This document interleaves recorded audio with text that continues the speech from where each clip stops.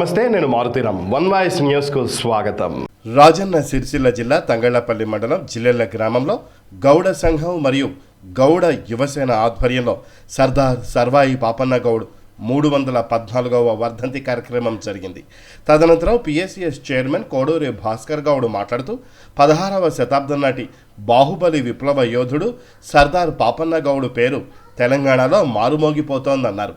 ముఖ్యంగా రాజకీయ పార్టీల గుండెల్లో ఆయన ఎప్పటికీ నిలిచే ఉంటారన్నారు.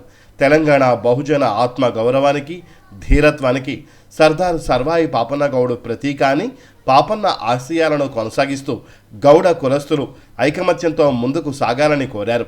ఈ కార్యక్రమంలో గౌడ యువసేన అధ్యక్షులు తాళ్లపల్లి రాజు గౌడ్, ఉపాధ్యక్షులు కోడూరు నరేష్ గౌడ్, సభ్యులు కోడూరు సంతోష్ గౌడ్, తాళ్లపల్లి భాస్కర్ గౌడ్, తాళ్లపల్లి నర్సయ్య గౌడ్, బలగం రాములు గౌడ్, పొన్నం పృథ్వీ గౌడ్, బాల్సాని భానుచందర్ గౌడ్, గడ్డం ప్రశాంత్ గౌడ్, తాళ్లపల్లి విజయ్ గౌడ్, ఆంజనేయులు గౌడ్, తాళ్లపల్లి శ్రీనివాస్ గౌడ్, బాల్సాని తిరుపతి గౌడ్ మరియు ఇతర సంఘ సభ్యులు పాల్గొన్నారు.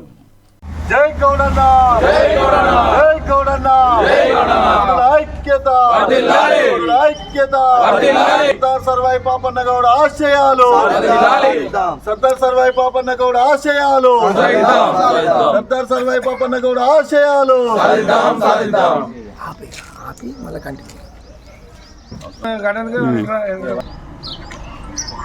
ఈరోజు చరిత్ర మర్చిపోయిన మరుగున పడేసిన తొలి తెలంగాణ చక్రవర్తి, మరి బహుజన వాదాన్ని మొట్టమొదటిసారిగా ముందుకు తీసుకొచ్చి 400 సంవత్సరాల క్రితమే పోరాటం చేసి తెలంగాణకు విముక్తి సాధించిన చక్రవర్తి శ్రీ సర్దార్ సర్వాయి పాపన్న గౌడ్ 314వ వర్ధంతి సందర్భంగా మరి ఈరోజు జిల్లెల గ్రామంలో జిల్లెల గౌడ సంఘం మరియు బహుజన కులాలు అందరూ కలిసి ఈరోజు ఆయన వర్ధంతికి ఘనంగా నివాళి అర్పించడం జరిగింది.